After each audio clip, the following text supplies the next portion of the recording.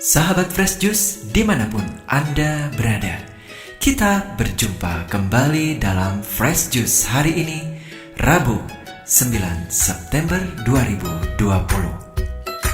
Bacaan dan renungan akan dibawakan oleh Romo Dwi Joko dari Surabaya. Selamat mendengarkan.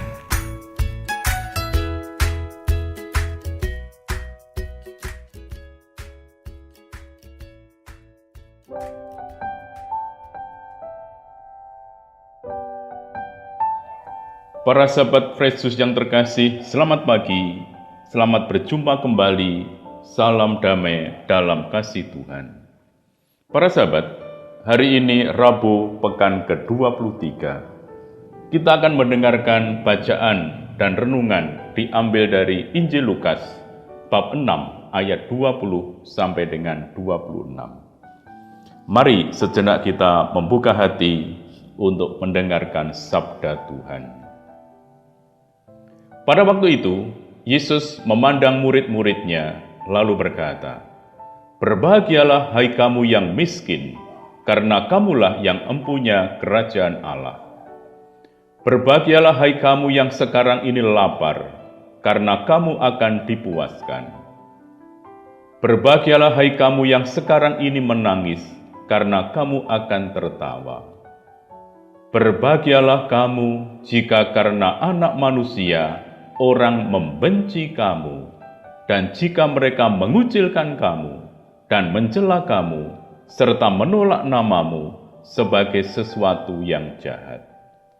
Bersukacitalah pada waktu itu dan bergembiralah, sebab sesungguhnya upahmu besar di surga, karena secara demikian juga nenek moyang mereka telah memperlakukan para nabi. Tetapi celakalah kamu, hai kamu yang kaya, karena dalam kekayaanmu kamu telah memperoleh penghiburanmu. Celakalah kamu yang sekarang ini kenyang, karena kamu akan lapar. Celakalah kamu yang sekarang ini tertawa, karena kamu akan berduka cita dan menangis. Celakalah kamu jika semua orang memuji kamu, karena secara demikian juga nenek moyang mereka telah memperlakukan nabi-nabi palsu." Demikianlah Injil Tuhan.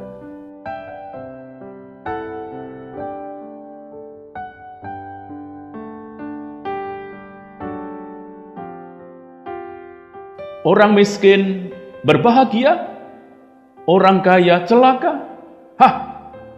Bagi dunia, ini logika terbalik.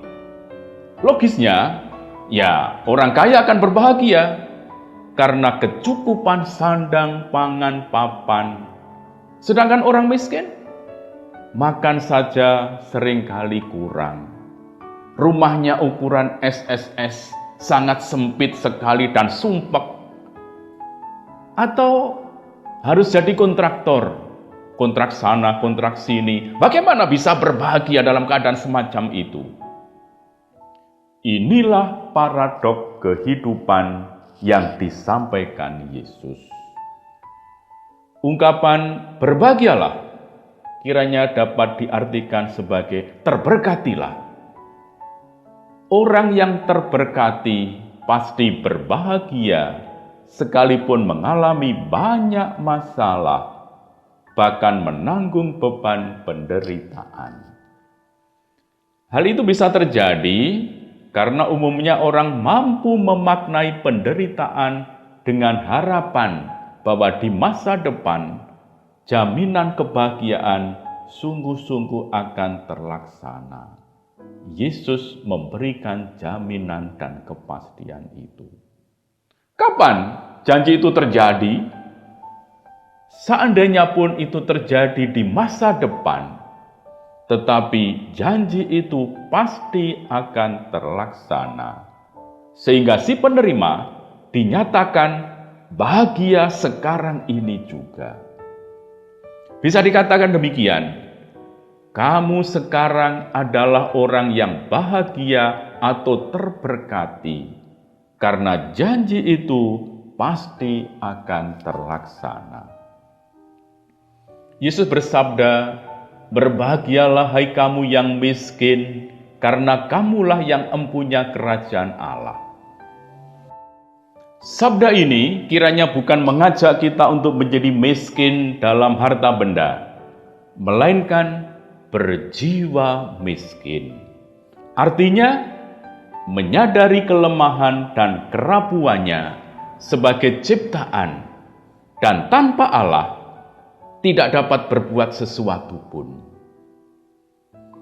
Secara konkret, kita dipanggil untuk menghayati bahwa segala sesuatu yang kita miliki, segala sesuatu yang kita kuasai serta nikmati sampai kini adalah anugerah Allah yang dicurahkan kepada kita karena kemurahan hati-Nya. Maka dari pihak kita dituntut apa?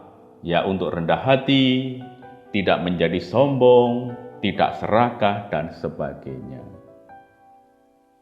Berbahagialah kamu jika karena Anak Manusia orang membenci kamu, dan jika mereka mengucilkan kamu dan mencela kamu serta menolak namamu sebagai sesuatu yang jahat. Apa artinya ini? Nah, berjalan atau melangkah di jalan benar maupun memperjuangkan kebenaran memang selalu ada kemungkinan dikucilkan orang. Maka jika kita misalnya mengalami yang demikian, mungkin karena kita bekerja di kantor atau perusahaan, di mana kita menjadi satu-satunya murid Yesus atau satu-satunya orang Katolik, hendaknya tetap bertahan. Mungkin orang lain akan mencari-cari kelemahan ataupun kekurangan kita. Maka berbahagialah dan jadikanlah kesempatan itu untuk senantiasa berbuat baik dan benar. Itu semua bisa menjadi sarana untuk memberi kesaksian, mewartakan kabar baik, mewartakan Injil. Para sahabat, penginjil Lukas menambahkan dalam ucapan bahagia tersebut, "Bersukacitalah pada waktu itu dan bergembiralah." Nah, ini berarti bahwa pemenuhan janji Yesus bisa terlaksana pada waktu sekarang ini juga. Sekarang ini, saat kita hidup di dunia, ya, di tengah-tengah penderitaan dan kesulitan hidup kita, tentu saja bisa sekarang ini, karena Yesus mempunyai banyak tangan, banyak kaki dan bibir dalam diri orang-orang beriman yang punya komitmen menjadi murid Yesus.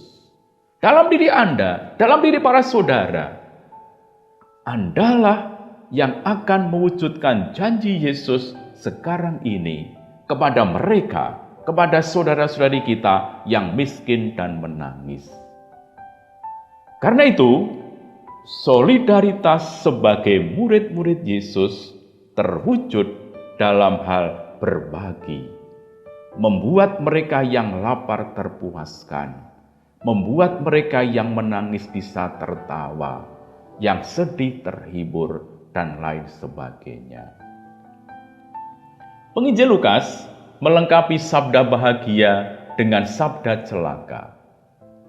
Dalam ketiga sabda yang pertama, ucapan berbahagialah diikuti dengan lukisan keadaan para murid, miskin, lapar, menangis, dan diakhiri dengan alasan mengapa mereka disebut berbahagia. Kebahagiaan itu karena keadaan mereka di masa mendatang yang sudah dimulai sekarang ini akan dipuaskan, akan tertawa, dan sebagainya.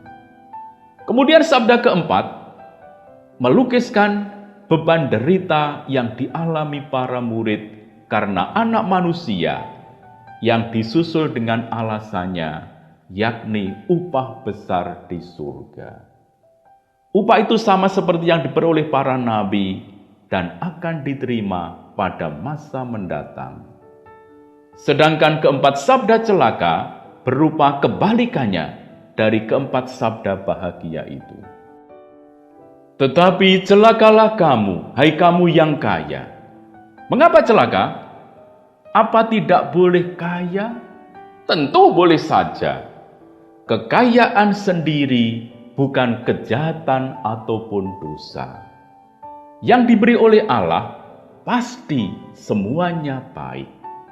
Yang jahat ialah cara memiliki harta dan mempergunakan harta, seolah-olah harta itu bukan pemberian dari Allah.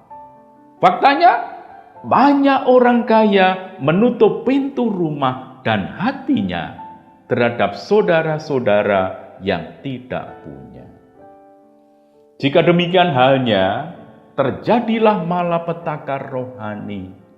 Harta tidak menjadi sarana untuk mengingatkan akan Allah Sang Pemberi, sehingga lama-kelamaan menjadi berhala karena dikejar dan dijadikan satu-satunya tujuan hidup.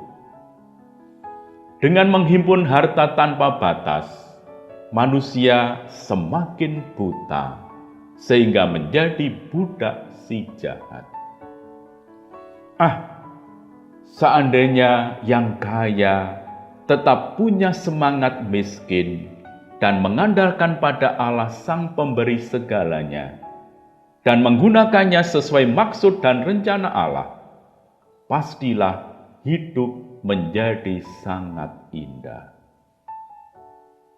Manusia di hadapan Allah bisa diartikan tidak ada apa-apa. Kaya atau miskin, bila kita mengandalkan Allah, kita akan bahagia. Para sahabat, sabda bahagia dan sabda celaka mengajarkan bagaimana seharusnya para murid hidup di tengah-tengah dunia yang penuh perselisihan dan perlawanan. Dari keseluruhannya, tampak semangat utamanya, yaitu bila kita selalu bergantung pada Allah dan mengasihinya, yang terwujud dalam solidaritas terhadap sesama, kita akan menjadi orang-orang yang terberkati, orang yang berbahagia. Marilah berdoa. Ya Tuhan, pada masa sekarang ini banyak orang menangis dan menderita kelaparan. Banyak orang menjadi miskin dan menjadi korban ketidakadilan. Nyalakanlah di dalam hati mereka nyala api kegembiraanmu, dan nyalakanlah pula dalam diri kami kesanggupan menolong mereka. Dengan pengantaraan Kristus Tuhan kami. Amin. Tuhan bersamamu. Semoga saudara sekalian dibimbing, dilindungi, dan dikuatkan oleh berkat Allah yang Maha Kuasa, Bapa dan Putra dan Roh Kudus. Amin. Sahabat Fresh Juice, kita baru saja mendengarkan Fresh Juice Rabu 9 September 2020. Segenap tim Fresh Juice mengucapkan terima kasih kepada Romo Dwi Joko untuk renungannya pada hari ini. Sampai berjumpa kembali dalam Fresh Juice edisi selanjutnya. Tetap semangat, jaga kesehatan, dan salam Fresh Juice.